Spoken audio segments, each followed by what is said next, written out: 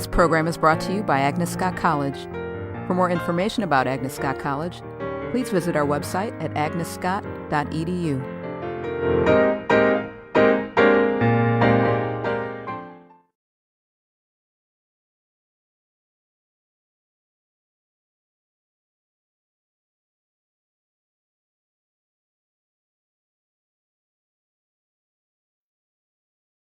This is actually the fifth Dabney Adams Hart Distinguished Lecture. We're really pleased to have you all here this evening. I know you're in for a wonderful treat with our lecture tonight, and it's a special privilege. This lectureship was established as a gift of love and as a tribute to a sister who is a distinguished alumna of the college and a scholar of C.S. Lewis, and so we're really delighted to have here with us Dabney Adams Hart, Agnes Scott College class of 1948. Dabney.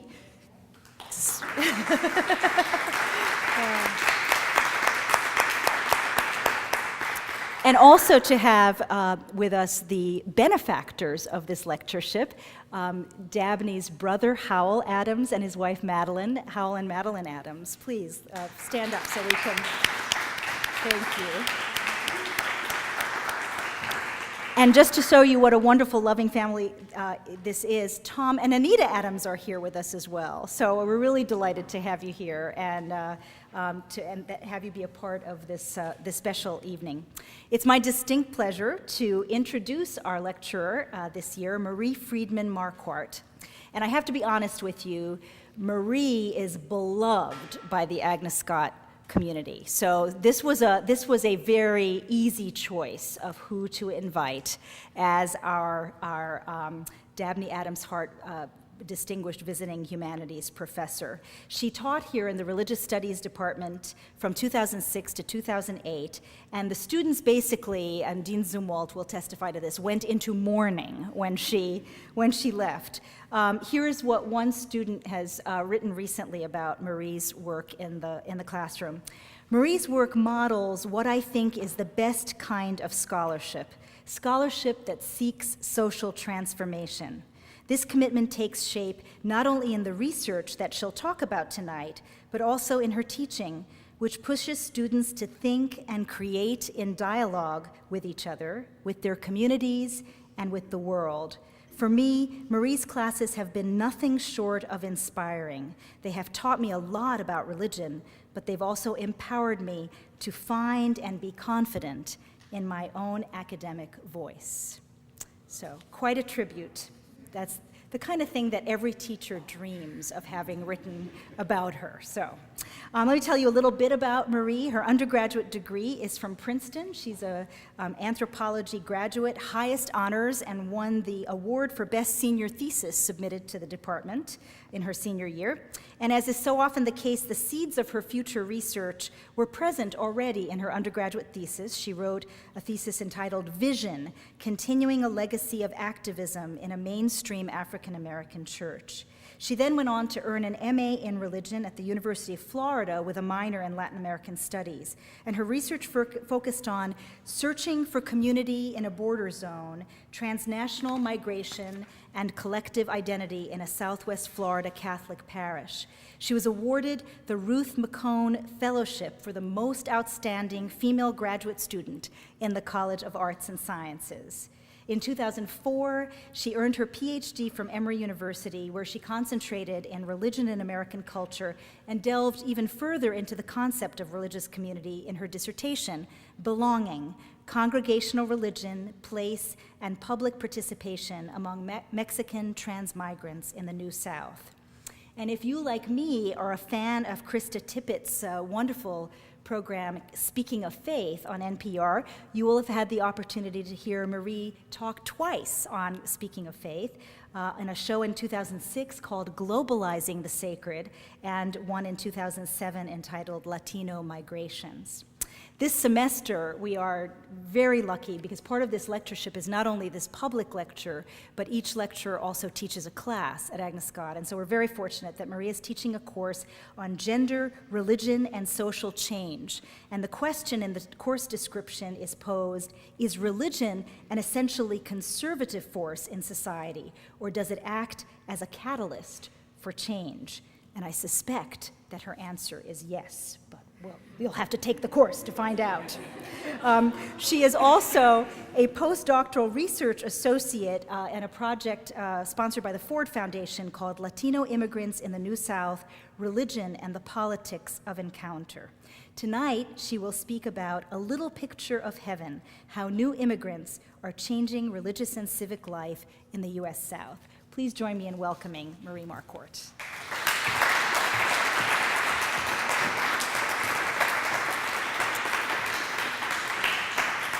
Thank you. Thank you. And thank you, President Keish. I'm so honored by the words that you spoke of my teaching, and want to say that it certainly is a mutual admiration society. The students at Agnes Scott have been such a remarkable group to work with, and I'm so grateful to the Adams family for giving me the opportunity to be back here with one of my best groups of students yet, some of whom are here tonight. Thank you very much for being here. Again, I just want to give you a thanks for the opportunity to be here. It's just a wonderful opportunity. So tonight I want to begin, move that a little out of the way. I want to begin by taking you sort of with me to a place that I've been spending some time doing research over the past few years. It's a church in Cobb County, Georgia, a Presbyterian church called Ray Thomas Presbyterian Church. And I'll just sort of set the stage for you. It was a sunny, warm summer morning in October of 2007, not summer, although it felt like summer. And for members of Ray Thomas Memorial Presbyterian Church in suburban Atlanta, this was a big day. For months, the church sanctuary had been under renovation, and this will be their first time worshiping together in their new and improved space. It was not, however, your typical renovation, and this would not be a typical worship service. Gathered to worship together on this day were members of 4 distinct congregations. The church's original English language, predominantly Euro-American congregation, which had built the church in the late 1970s. Also a small but very active Portuguese-speaking congregation of recent Brazilian immigrants. A Korean language congregation known as Bethany, also primarily first-generation immigrant, and a young group of 1.5 and second-generation Korean Americans who had a thriving Korean EM, or English Ministry, church. So on this day, all 4 of these were setting out to somehow become one church. Every aspect of the almost 2-hour worship service was simultaneously translated on several large screens around the perimeter of the sanctuary into 3 languages. The service moved seemingly effortlessly between contemporary Christian pop music, classical chancel choir music, and praise songs with a sort of Brazilian samba beat. The sermon was given by a Euro-American pastor who had spent decades working in China and North Korea. When he came to the podium and began to speak in what I'm told was flawless Korean, the congregation literally gasped. He began by saying, "Hallelujah." That's the only word I can think of that needs no translation. He talked about the Holy Spirit as a fire of reconciliation, a fire that can burn away prejudice, bring forgiveness, and unite all into one body. Just to give you a sense of some of the reactions to the service, let me share some quotes from a couple of college students who were there on that day. The 22-year-old daughter of the English congregation's pastor explained to be surrounded by 3 languages, all singing to the glory of God, is the most overwhelmingly moving worship experience I've ever had. And the 19-year-old son of the Korean pastor articulated, "I think it's the greatest thing. It's a little picture of what heaven might be like, to be honest." A little picture of heaven. When I read these words, they resonated with me as both deeply genuine and sadly ironic. First, the irony. This church is in Cobb County, a suburban Atlanta county that has garnered national attention as a sort of quintessential new destination for immigrants. Cobb County's Hispanic population increased 399% between 1990 and 2000, and another 68% between 2000 and 2007. Latinos now comprise 11% of the county's population. Cobb County also is the home of some of the nation's most activist and nativist anti-immigrant groups, and in part as a result of this, the county is on the cutting edge of taking immigration enforcement into its own hands. Pictured here are participants in a rally occurring within months of the little picture of heaven that I've just described to you. Since 2006, when I began my research in Cobb County, the government has enacted several ordinances that mean that for the Latin American immigrants among whom I do research, life increasingly is hell there. Yet, the young man's words resonated with me. In my line of work, I participate in a lot of church services, and this one was indeed extraordinary. People in this county, people from all places, all around the globe, were coming together with native-born citizens to carve a little piece of heaven in their church. This is no random coincidence. In a part of the nation where the fabric of our civil society threatens to be torn apart by tensions surrounding immigration and the ethnic reconfiguration of our communities, some voluntary organizations are coming together and inventing new ways to stitch that fabric back together. These organizations tend to be churches. Let me make clear, I do not claim that all of the churches in Cobb County are creating innovative approaches to interethnic encounter. Far from it. Nor do I claim that churches like Ray Thomas, churches that are experimenting with these new models, find themselves in a state of heavenly bliss. Experiments like this one are fraught with difficulty, rife with tension, and perpetually precarious. Yet, the Sunday morning worship service at Ray Thomas signifies to us the unique potential that churches and other religious organizations have to model for the broader society innovative solutions to interethnic conflict. And that's what I'd like to talk with you a little bit about today. In our time together this evening, I want to discuss with you three things. First, the context, what's new about the new immigration.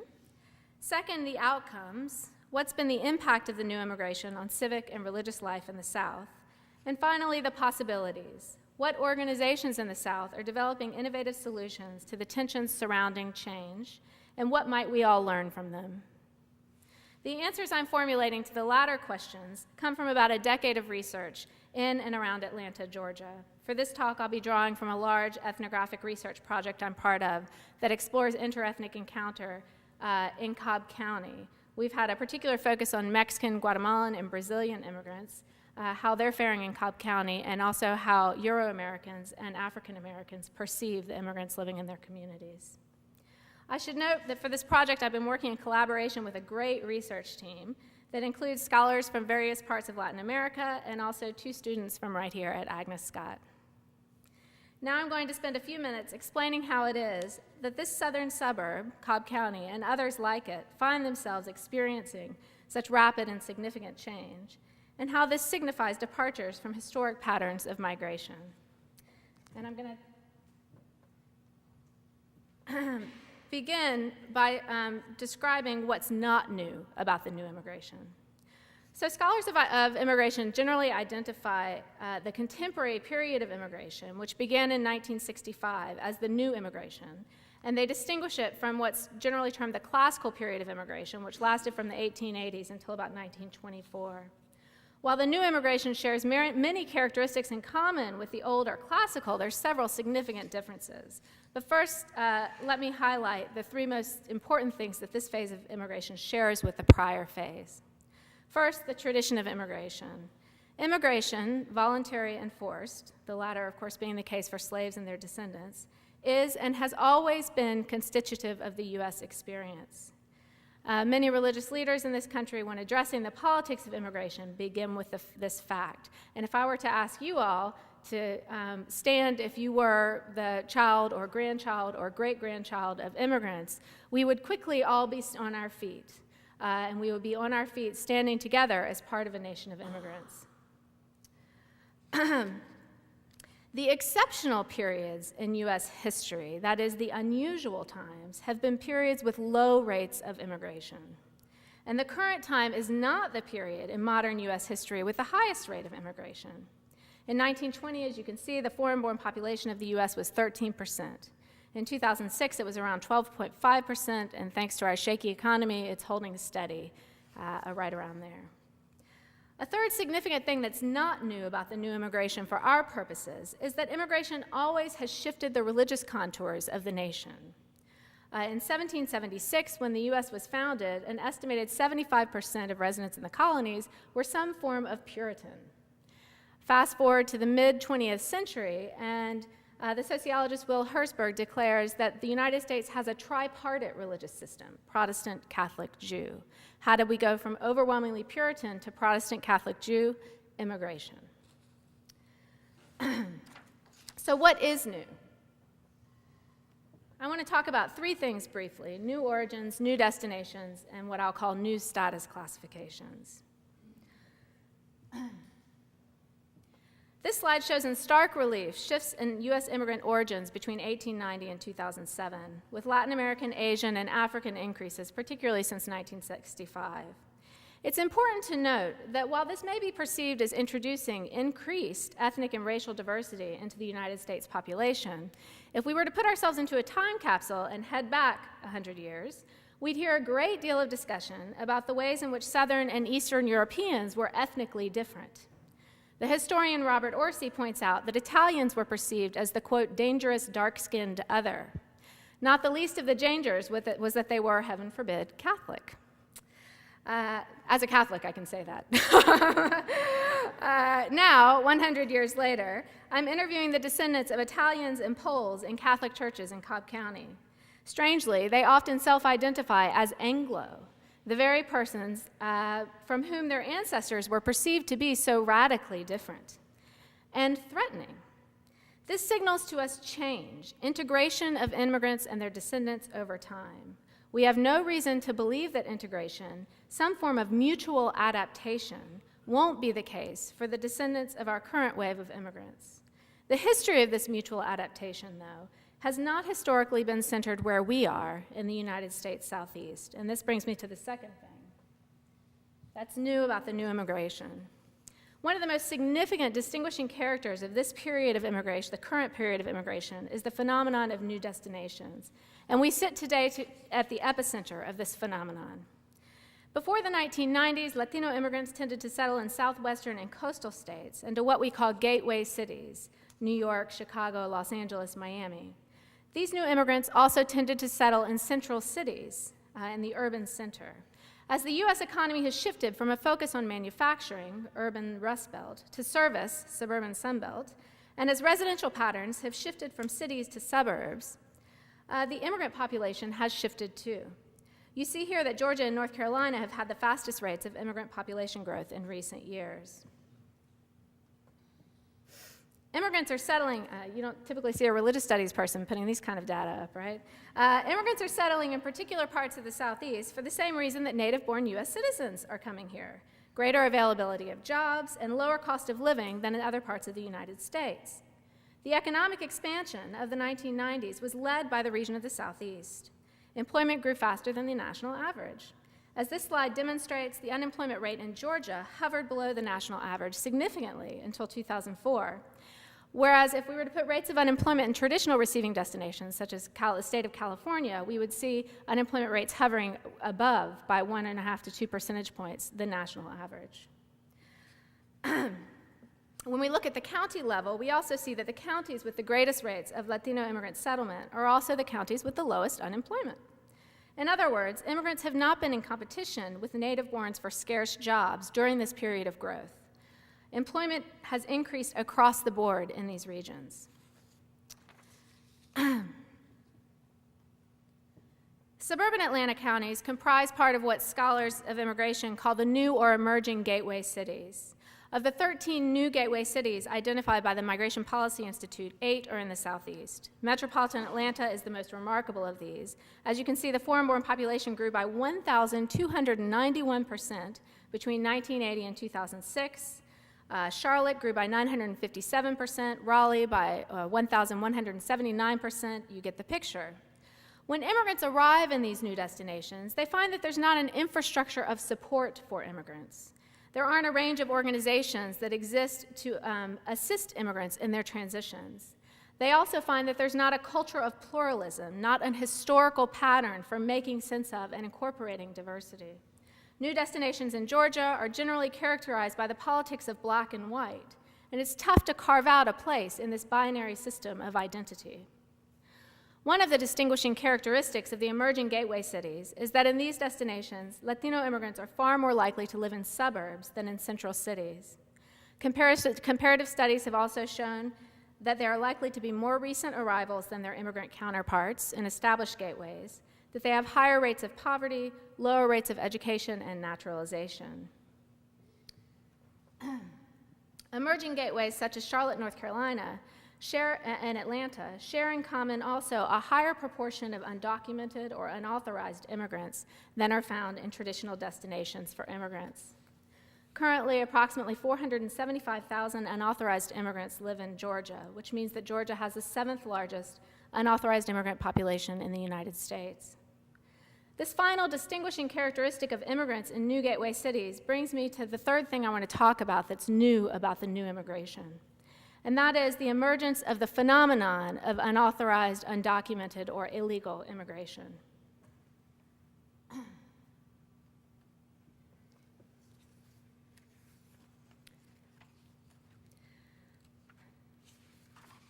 The distinction between legal and illegal immigrants did not exist until 1924, when the United States passed the nation's first comprehensive piece of immigration legislation. During the classical immigration period, when my great-grandparents came through Ellis Island, as long as you were healthy, you were welcome to come into the country and sort of try your luck at the American dream. Now, there were exceptions to this, particularly Japanese and Chinese, who were excluded entirely from entering the United States by agreements made in 1882 and 1907. But let's fast forward now to March 2008. Approximately 11.9 million unauthorized immigrants living in the United States. Currently, 1 in 3 foreign-born persons living in the U.S. is unauthorized, does not have permission to live and work in the United States. 45% of foreign-born adult Latinos, immigrants from Latin America, are unauthorized.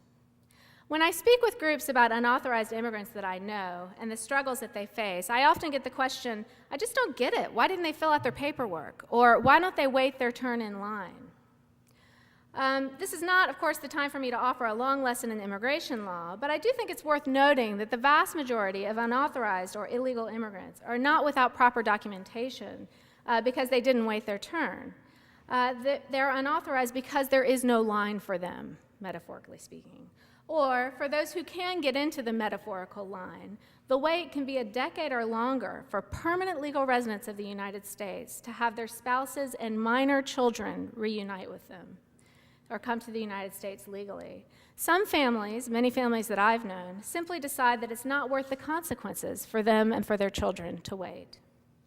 Our current federal immigration system is broken, and this is a problem that most anyone who pays attention to immigration issues acknowledges, no matter where they reside on the political spectrum.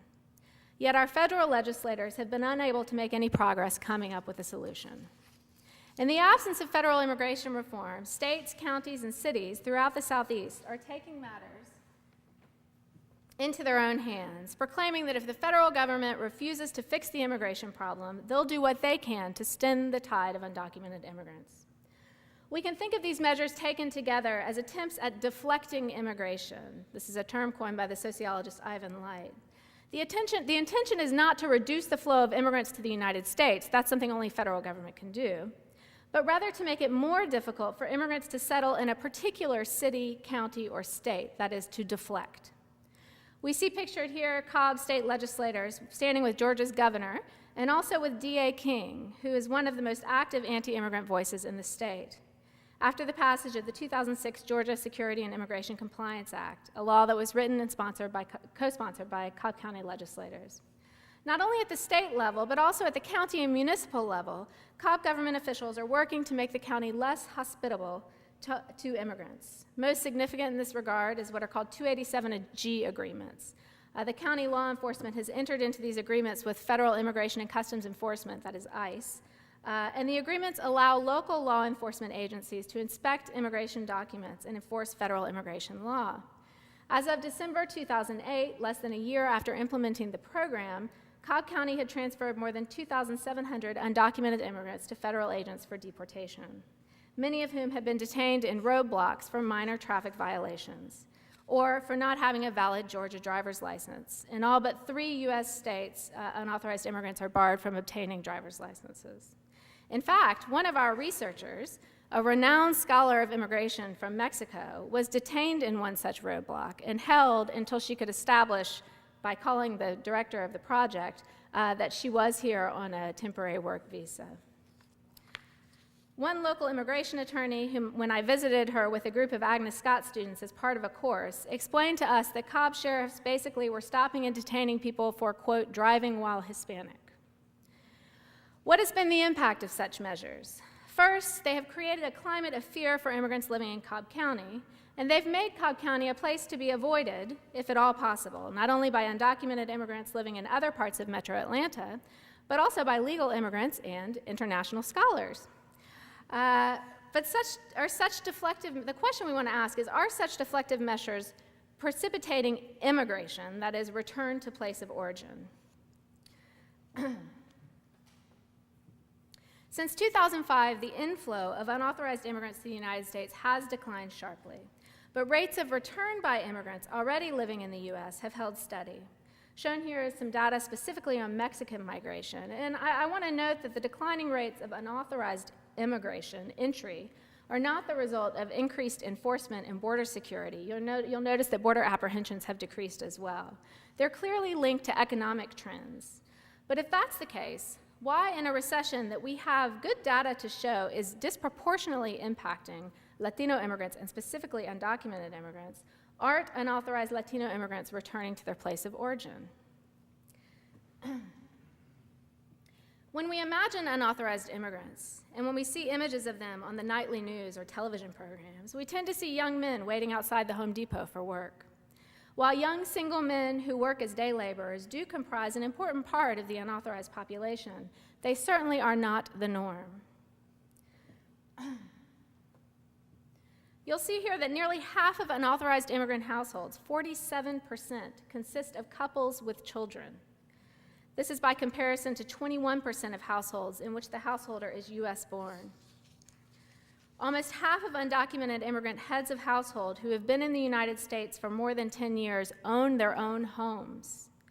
In other words, they've made great strides toward that American dream, right? They're established in our communities.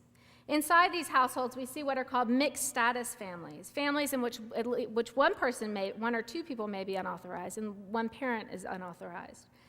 But there are citizens living in those households as well, of course. 8.8 million people in the U.S. live in these mixed status households, and more than half of them are U.S. citizens. 6.9% of school children in the United States currently have an unauthorized immigrant parent. We often hear the argument that unauthorized immigrants are doing the work that no one else wants to do. This only tells part of the story. Many unauthorized immigrants do work that we simply do not have the native population to do. And I think these are among the most interesting pieces of data we have. As these graphs vividly demonstrate, immigrants, and particularly unauthorized immigrants, are filling in our demographic holes. They are adding working-age population to make up for our nation's disproportionate share of older folks. And you can see that, the Coke bottle, you can see the one here on the left really just kind of fills in almost like a puzzle. If we look carefully at our young adult population, we see something else going on. It is the great good fortune of our native-born young adults and of legal immigrants that they have an opportunity to attend college and university at unprecedented rates. It's also the good fortune of those of us who teach in colleges and universities, right? This takes our young, strong, working-age men and women out of the full-time workforce. Jobs that require hard physical labor, but not necessarily high levels of education, are being filled in the absence of a native-born population by undocumented immigrants. For example, brick masons and roofers. When our young native-born graduate from college, many find high-paying jobs and live in dual-earner households. These are good things, but what data on job growth shows us is that the men and women who are working in these high-end service industries, such as lawyers, bankers, consultants, tend to require low-end service workers if they are to maintain their households, particularly if those households have children. So again, housekeepers, childcare workers, cooks, these areas of the economy grow in concord with growth in the high-end service industry. To those of us who are native-born citizens and legal immigrants, I want to make clear that our lives, our opportunities, our decisions are and will remain deeply intertwined with those of unauthorized immigrants. Most new immigrants, whether legal or unauthorized, are not transient. Recall the statistics on home ownership. And like the rest of us, making a decision to pick up and move when the going gets tough is not easy. If we live in suburbs in an emerging gateway city like Atlanta, they and their children form a significant part of our communities, our neighborhoods, our churches, our schools, our workplaces. They are woven into the fabric of our civil society. If we ourselves are not immigrants, then it's likely that immigrants live across the street. Their children ride the bus with ours. Their kids are members of our son's soccer team or our daughter's Girl Scout troop. We shop in the same malls and grocery stores. We go to the same concerts and cheer for the same baseball team. Go Braves. Yet many native-born whites and African Americans perceive immigrants as a distant other, not relevant to their own lives. And they generally lack the opportunity to change those perceptions, and to act in concert with new immigrants. One place where such opportunities have the potential to arise is in religious organizations. So, the new immigration, characterized by these new origins, new destinations, and new status classifications, has had a significant impact on the religious contours of the United States South, and I want to spend a couple of minutes talking about that, and how it's happening in Metro Atlanta. First, I would be remiss if I didn't point out briefly the significant religious diversification of the U.S. Southeast as a result of immigration from around the world. Hindu temples, Buddhist meditation centers, and Muslim mosques are being built throughout the region, sometimes in the shells of former Protestant churches. Since these often exist side by side with Latino churches in high immigrant density areas, they are reshaping the religious imagination of both the native-born and Latino immigrants. In some cases, these organizations are working with Latinos and churches in interfaith efforts for immigrant rights. The Agnes Scott students pictured here are not participants in study abroad or global connections. They're visiting my favorite recent example of this trend, the truly awe-inspiring BAPS Swaminarayan Hindu Temple in nearby Lilburn, Georgia. It rises majestically above a Walgreens as you're driving down Lawrenceville Highway, and it takes the breath away from suburban drivers. I mean, is this not true for those of you who've seen it? Yes. If you haven't had the chance to see this amazing architectural wonder, you really should take the opportunity to. And one amazing thing is how this temple is being a good neighbor. It's welcoming people to come and visit, and it's establishing good, close relationships with the local community. The second implication of immigration for the religious contours of Georgia is what we sometimes call the de-Europeanization of American Christianity. In short, Christianity overwhelmingly continues to be the dominant religion numerically in the region, but its content is being shaped increasingly by influences from Africa, Asia, and Latin America. Take, for instance, La Luz del Mundo, or the Light of the World, a Pentecostal church with more than 500 members in its Cobb County congregation. This church is a mission of a Mexican Pentecostal denomination that's migrating with Mexicans around the world. And churches like this one remind us that we no longer should think of missions or evangelization and church planting as moving from the West to the rest. Some of the fastest growing Christian churches in the United States are based in Latin America and Africa. The third implication is that within existing religious organizations, we see increasing ethnic and national diversification. This is happening in multiple directions and for complex reasons. So for instance, Muslim mosques that were historically African American find ways to welcome immigrants from South Asia and the Middle East, while a range of immigrant Buddhist organizations learn to accommodate curious Euro-Americans and African Americans who want to learn about Buddhist practices of meditation. Now I want to tell you about two of the Christian churches where we did research and how they came to experience profound ethnic and national origin diversification over a relatively short period of time. First, I'll take you back to Ray Thomas Presbyterian Church, where I began. There are many ways to tell the story of Ray Thomas Presbyterian Church, but one way would be to begin with a Euro-American congregation in financial crisis. During a period of significant expansion for the church in the late 1980s and early 1990s, the former pastor of Ray Thomas took a sort of build it and they will come approach, and the church moved out of its relatively small space into a lovely, large, light-filled, and very expensive new sanctuary with seating for 600. When the current pastor arrived at Ray Thomas, she and the lay leaders of the church began what has been described to me in interviews as the burden of both living faithful to their mission and finding a way to pay the bills. For instance, shortly before the 1996 Olympics, the pastor joined an interfaith group in calling Cobb County to task for the county's refusal to rescind an anti-homosexual ordinance. This was something that was very contentious during this period. And many members of the congregation, angered by the pastor's public stance on this issue, left the church. Since that time, the Euro-American congregation has remained a very small but committed group that began to feel the call to be neighbor to all those living in the area. As the pastor, Reverend Scott, explained, quote, "Neighbor doesn't just mean those who look like us."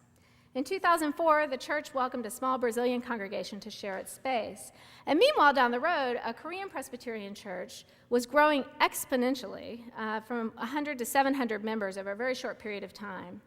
Not only did the church have a large membership, but it had significant financial resources thanks to a tithing commitment by its members. The pastor of that church, whose family history was shaped by Presbyterian missions in Korea, explained, and I quote, "120 years ago, the Presbyterian Church helped my family. It's now time for me to take care of my mother church." Bethany Korean Presbyterian Church came to Ray Thomas, took over the mortgage, and began a significant renovation project. Ray Thomas and Bethany's leadership, the pastors of its 4 congregations and key lay leaders, explicitly articulate the mission of the church to be multicultural ministry. What it means to do multicultural ministry is being worked out by this congregation in a deliberate and often tense process. The ministry aims to bring together congregants from a range of distinct cultural settings in a way that celebrates and perpetuates difference. In other words, the church does not aim to melt differences down into a melting pot, but to learn about them, engage them, and worship with them. This church's leadership understands the project to be rooted in the call to live toward the kingdom of God, an example of how people of very different backgrounds and cultural traditions can be one body in the church. To be clear, while these groups share much in common, they also have significant differences. The Brazilian and Korean congregations are more evangelical than the Anglo congregation. Members of the Korean congregation have extraordinarily high levels of commitment of both time and treasure. They not only dominate numerically, but they also control the finances of the church. Expectations of music and worship are different. Conceptions of time and schedules diverge. The church faces many challenges, and perhaps the most significant challenge is getting everyday lay members on board with this sort of multicultural project. Many of the Euro-Americans we interviewed believe that the multicultural structure was sort of a phase that would only be needed for maybe one generation. Others, particularly first-generation Koreans and 1.5 and second-generation Korean Americans, felt the most important thing about their church was that it allowed for Korean traditions and Korean identity to be perpetuated, not that it introduced them to multiculturalism. Nevertheless, as these distinct congregations come together under one roof, they work out a new set of identities and contribute to changes in what it means to be Presbyterian in the United States. Here's another significant example of new congregational forms, and I have an expert in this case here in the audience, so he's welcome to add in at any point. Migration to the southeast, both from other parts of the United States and other parts of the world, has resulted in rapid growth in the number of Catholics in the region. St. Thomas the Apostle Catholic Church is exemplary of this trend. In 2006, St. Thomas celebrated its 40th anniversary. It was only the second Catholic parish to open in Cobb County, but by the mid-1980s, there were 7 Catholic parishes in the county, and this is a result of rapid suburban growth and, significantly, of migration to the Atlanta suburbs by Euro-Americans and African Americans from other parts of the United States. This slide clearly illustrates the growth and diversification in this parish that has reflected shifting international migration patterns to the area since the 1990s. But the real story, of course, can be found in the orange line and its remarkable change between 2000 and 2006. Although inclusiveness was a part of the parish identity since its early involvement in the local civil rights battles, It was during the 1990s that St. Thomas crystallized a really distinctive identity as a welcoming church among local Catholic parishes. Members of the parish described the pleasure they took in going to Mass and seeing people from all over the world worshiping together, sharing common religion and common language. Initially, the development of a small Hispanic ministry in the mid-1990s fit well into this model of parish life. But in 1999, the Latino ministry at St. Thomas welcomed Father Jaime Molina, a Mexican priest who had traveled to Atlanta initially to study English.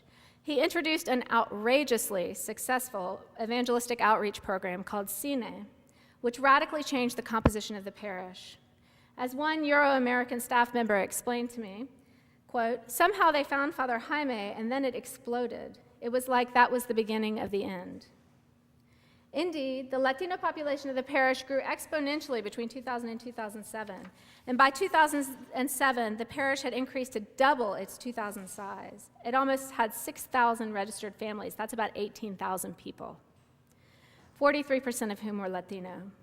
So as you can see here, the parish had become a majority-minority parish. There was no ethnic origin in the majority. To a greater degree than Ray Thomas, St. Thomas the Apostle struggled with tension and controversy. This quote is pulled from a focus group interview that I did with 3 members of the staff at St. Thomas the Apostle. And we see a few significant things here. First, there's clear recognition by the first staff member that the differences between the predominantly Mexican parishioners, this is about 95% of the Latino population is Mexican at this church, and other parishioners move well beyond issues of language. As she says, we all have almost a different understanding of our faith life. The second staff member brings up an additional and very crucial concern at the parish. There simply isn't enough space in this modestly sized church to hold everyone, particularly since the Cine program encourages Latino participants to be at the church 3 or 4 days a week. Finally, the third staff member points to the fact that St. Thomas the Apostle, a parish that prided itself on its inclusive ministry, found itself struggling with developments that, according to longtime members, challenged the church's identity. In interviews, Euro-Americans worked hard to make clear that the issue was not their own prejudice, and it certainly wasn't, but instead the dual problems of limited space and theological and ecclesiological differences that precipitated crisis. The problem of space came to a head during a bilingual service, I believe it was in 2006, on Ash Wednesday in 2006, I believe, yeah. Fed up with the overcrowding at the bilingual worship service in his church, a Euro-American member of the church called the fire marshal. The fire department arrived and ordered that henceforth all Mass attendees would need to occupy a seat and that maximum occupancy in the sanctuary would be 600 people. How did this impact the church? Well, each Sunday at St. Thomas, there are no fewer than 3 Spanish and 4 English language Masses. There used to be a 7 a.m. Spanish Mass in the social hall across from the sanctuary, and an English Mass began at 7:30.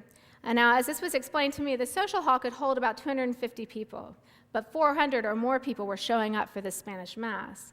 Across the hall in the sanctuary, about 150 people, as according to the people that I talked to, were coming to the English language Mass. Of course, a simple solution would have been to switch the spaces, right? This did not happen. Instead, the Spanish Mass moved to 6 a.m., and I'm told, although I've never made it out there at 6 a.m., that still 400 people are attending the Spanish Mass at 6 a.m. The problems of theology and ecclesiology as a source of tension entail a somewhat odd combination of concerns. So some Euro-American interviewees there argued that American Catholicism was a post-Vatican II Catholicism in which church members were guided by their individual conscience, whereas the Catholicism of the new Latino immigrants in the church was a pre-Vatican II Catholicism in which members were compelled by the authority of the priest to act in particular ways. In addition, the model of Cine ministry, though it clearly was a magnet that attracted a large number of Latino worshipers, had been a source of concern for some Euro-American Catholics that we interviewed. They felt that the practices were too similar to those of evangelical Protestantism. Cine participants, for example, engage in door-to-door evangelization or outreach. One Euro-American parishioner said to me that this was, quote, very foreign to the American Catholic experience. Euro-Americans also were concerned about the huge time commitment that was required of the Cine program for the Latinos in the church. Perhaps most problematic, Euro-American members sometimes felt as if their pastoral leadership held up Latinos in the church as exemplary. As one member explained, quote, "I think some people feel that the Hispanics are doing it right, and you guys aren't doing it right. That's what they hear from our priests sometimes. That's what the feeling is." So by the end of 2006, this church had reached something of an impasse. Or, in the words of one staff member, they had concluded it's not working anymore. I'm going to pause here at this moment of impasse to come back to the questions that have driven our research in Cobb County. What will be the outcome of increased ethnic diversity in communities throughout the Southeast? Will interethnic contact lead to more conflict, more collaboration, or perhaps to what scholars sometimes call hunkering down, the avoidance of contact, keeping to ourselves? In new destinations, significant population growth has taxed infrastructures, schools, roads, etc. Since this growth has been accompanied as well by ethnic and national origin diversification, immigrants often take the blame. That is, these phenomena that are related to growth are attributed to diversification.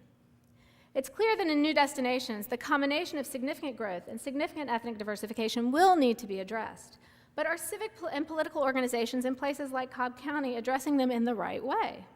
If we can agree that the answer is at least sometimes no, then what, if anything, can we learn from churches like the ones that I've just described about how to move forward? After all, they also are experiencing the dual pressures of growth taxing infrastructure and diversification challenging the taken-for-granted cultural norms and expectations. I have come to believe that two variables need to be attended to if we want to understand where to look for models of how to move forward.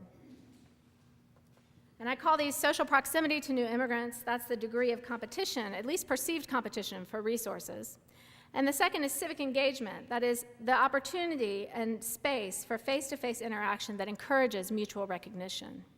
And the second piece is where churches become very significant. Almost 2 centuries ago, de Tocqueville observed the peculiar character of democracy in America, describing the U.S. as a nation teeming with voluntary organizations, a nation with a vibrant civil society at the foundation of its political system.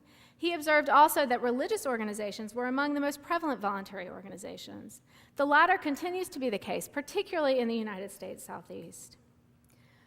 Churches are among very few of these sorts of spaces for Latino immigrants in new destinations like Cobb County. While there's potential for other sorts of places to function in this way, neighborhood associations, PTAs, etc., it's very rare to find them incorporating new immigrants, particularly in new destinations. So to analyze what we were seeing in Cobb County, we put these two variables together, and we asked what happens when we see, for example, low social proximity and low civic engagement. People who don't feel competition with new immigrants in their community, they don't have an opportunity to participate in civic or religious organizations with them. And generally what we find here is indifference. But what we want to make clear is that decreasingly this will be the case, right, as immigration patterns shift and new destinations emerge for immigrants around the United States. The second combination, high social proximity and low civic engagement, we've seen in some focus group interviews that we did among African American and whites in Cobb County, who perceive much competition with new immigrants but don't have spaces and opportunities for what I'm calling civic engagement. Many express anger, resentment, and mistrust. Others, and interestingly, this was the case for many of the African Americans in our focus groups, appreciate Latino immigrants for their desire to work hard and get ahead, but perceive themselves to share little in common with them, and also, interestingly, resist attempts to equate Latino rights movements with the civil rights movement. That was a big thing that came out for us. Now let's think about the combination of low social proximity and high civic engagement. This is an interesting one. You might think that this would be the perfect combination. People in this category don't perceive much tension or competition with new immigrants, and they have structured opportunities for face-to-face encounter. We have two good cases of this combination in our Cobb County research, and they present an interesting contrast to the churches I've told you about already. One's a large, well-off Catholic parish, and the other is a large, thriving Presbyterian church. Both of these churches follow basically what we call the nesting model. That is, they're large churches that share space and resources with a much smaller immigrant congregation. But both churches do periodically come together with the new immigrants for various activities. In these churches, I've heard folks struggling with how to make sense of their own experiences in light of the rhetoric they're hearing from the loudest anti-immigrant voices in Cobb County. They have generally positive perceptions of the immigrants in their midst, including the unauthorized. Most describe immigrants in their communities and churches as hardworking, devout, committed to their families. What's discouraging about the people in these cases, from my perspective, is the following. First, they, by their own admission, don't have the information that they need to take well-informed positions on immigration policy, and they're not as inclined to make the effort to get that information. They're disengaged from the immigration as a policy issue, despite the fact that on the denominational level, their denominations are working hard. And these are just these two case churches where I did research. Secondly, they have a sense, the leaders in these churches have a sense that they should be doing something to encourage more kind of unity and bring together the congregations more. But again, they're not really sure how to do that, and they're not working to come up with innovative ways to do it. Now let me go to high social proximity and high civic engagement. This is where things start to get really interesting. In places where there is both a sense of tension and competition for resources and space and opportunity for meaningful interaction with immigrants, remarkable innovation begins to occur. Now I'll come back to St. Thomas the Apostle. I'm going to be honest with you all. When I started research there a few years ago, it was in a situation in which it felt as if it was going to explode from the tension some days. It was a wonderful church that was doing great work, but there was quite a bit of tension in this community. The church's staff was really at the edge of its ability to deal with competing pressures. Then, in January of 2007, a small group of native-born parishioners went to an interfaith immigration symposium right here at Agnes Scott College, and they were just looking for answers and came back to their church after that, and as they described to me, they basically sort of said, "We don't know much about immigration. We don't know a whole lot more than the rest of you, and we're not sure what the answers are, but we've decided it's high time for this church to figure it out. Enough is enough." Within a few months, the church had developed a parish-wide advocacy campaign called Travelers Together, One Creator, One Family, One Journey. It's described as St. Thomas the Apostle's Campaign for Unity. This program for education, advocacy, and service emerged not through the initiative of pastoral workers, though it was supported by the pastoral leadership, definitely, but through the efforts of key lay leaders in the church who worked with staff and pastoral support. Currently, at least 3 kinds of significant innovation are happening at both Ray Thomas Bethany and St. Thomas the Apostle.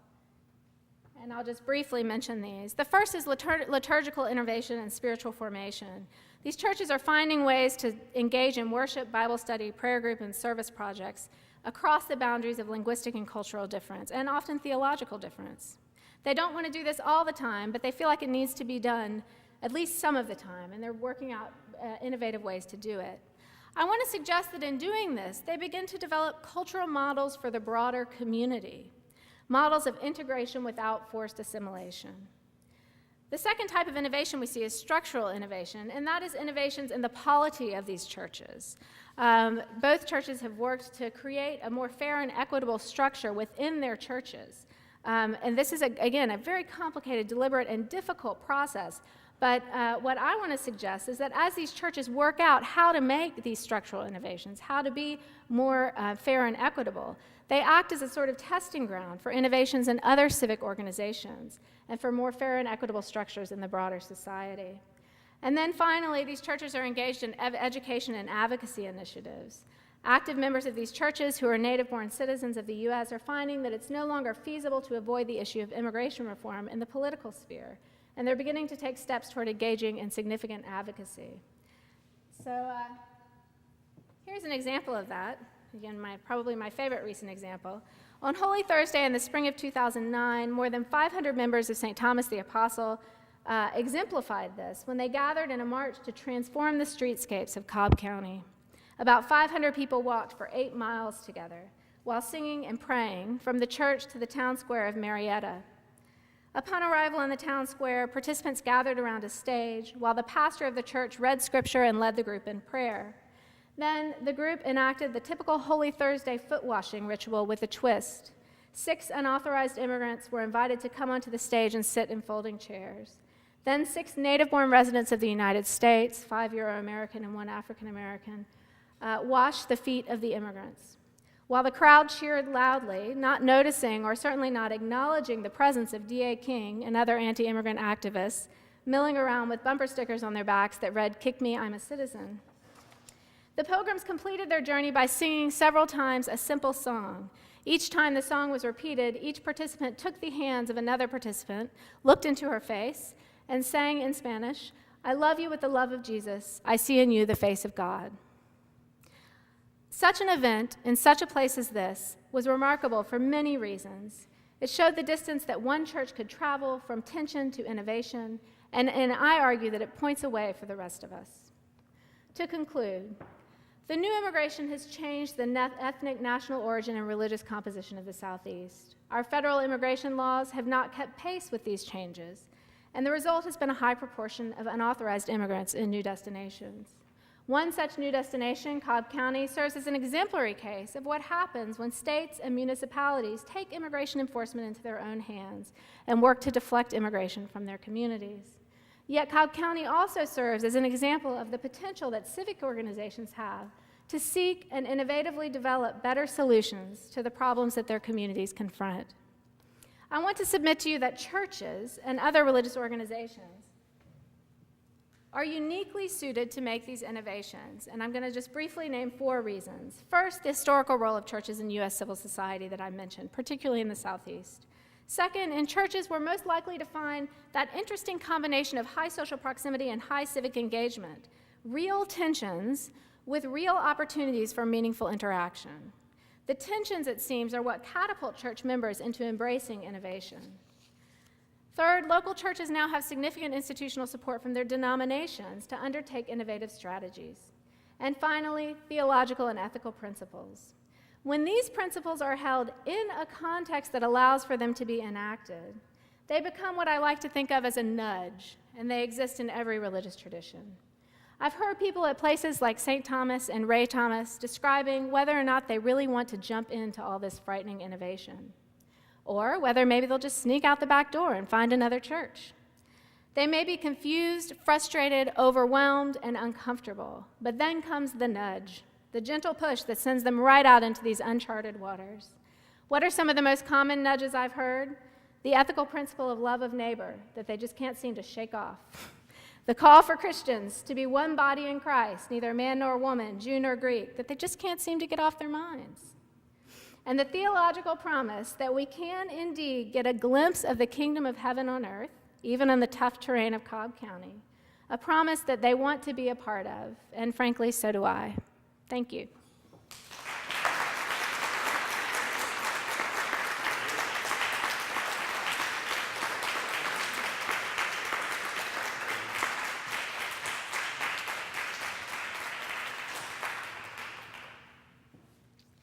I know we've run over time since we started so late, but I'd certainly be willing to take a couple of questions before we head out the door.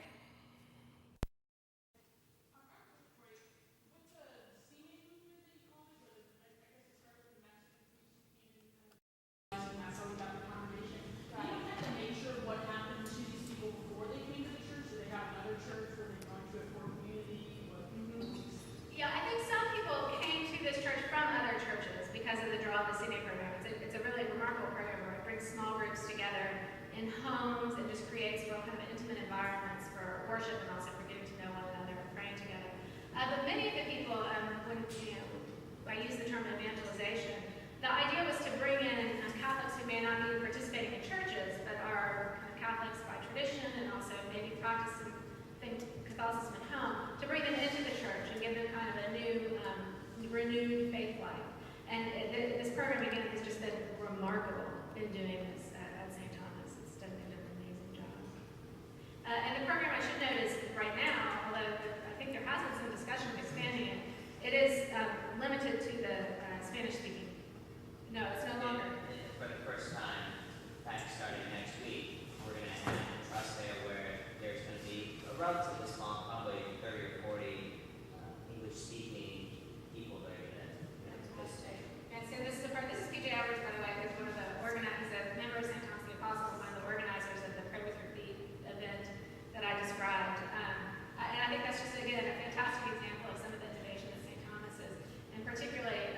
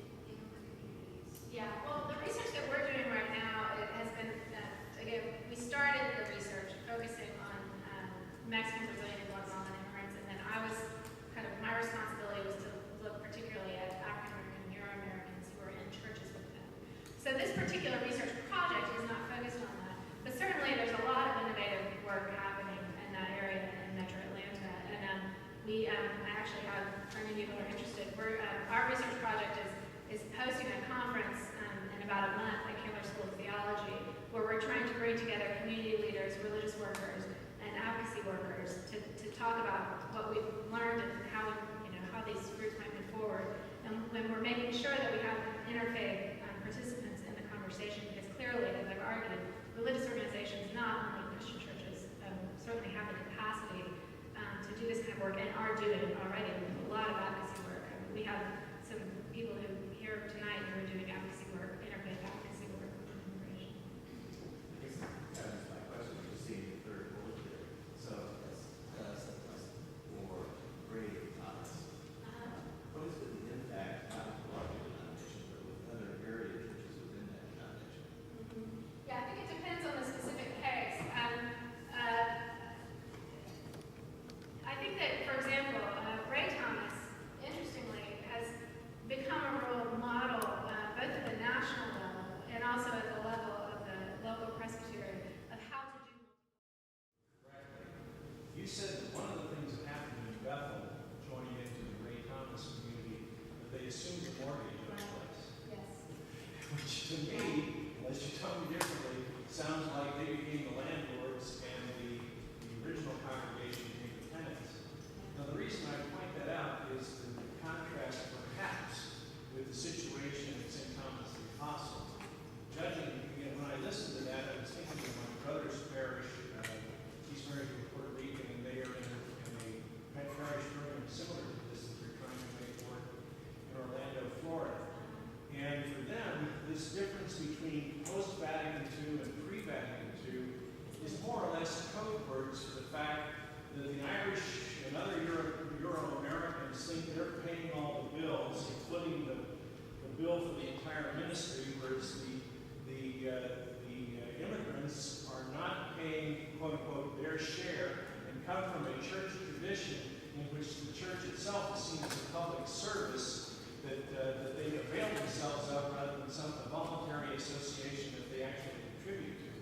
And so I'm wondering if unresolved conflicts over parish finances and congregational finances may also Yes. be an important part of the picture. So one important thing to note about these two cases that's interesting is that there are traditions of kind of financial relationship with churches. And I noted several times that the Korean congregation had a tradition of tithing, and I mean tithing, 10%. So the financial resources of this congregation were remarkable in comparison with the financial resources of the Euro-American, not only because of its size, but because of this tradition of tithing. Now, because of the history of the Catholic Church in various parts of Latin America, this idea of tithing, of the church being a community organization that needs support of the members, is, again, in the history of Latin America, that's not the case, right? So what we have is a very different tradition of giving to the church.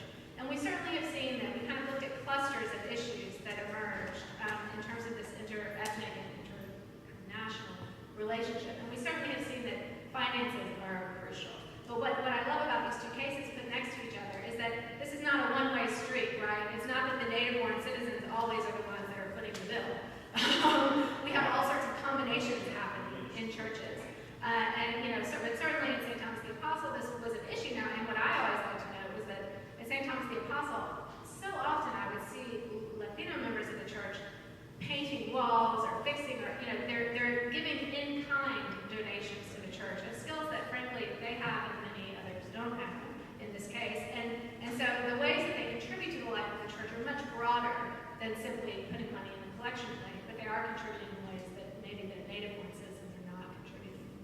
And PJ, you want to add to that? Just add that it was definitely a myth and a concern that, wow, a lot of our wealthy, white, mostly English-speaking parishioners are going to leave and take their money with them. Mm-hmm. And while there's some imbalance at times, our finance committee resolved that. And just looking at Hispanic surnames, it turns out that, wow, the Hispanic community sure is contributing a lot, and they're communicating that, not necessarily to the entire parish, but pastoral councils and other leadership helped. And then the other factor, money can become between us, like in a new relationship.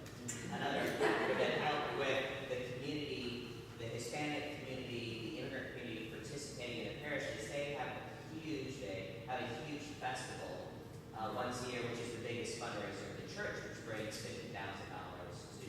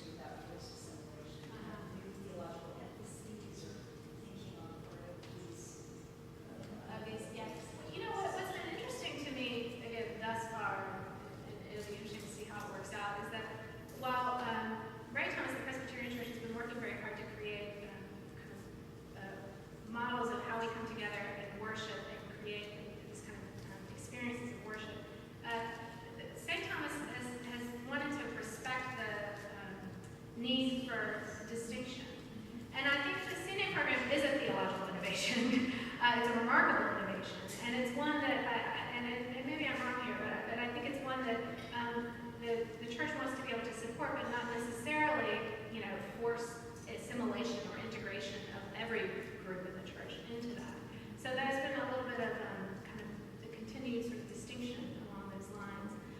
We are looking for, one of the things that we're looking for, one of the things that we notice, and again around kind of clusters of issues and concerns, is that there's not a whole lot of theological language for thinking about immigration.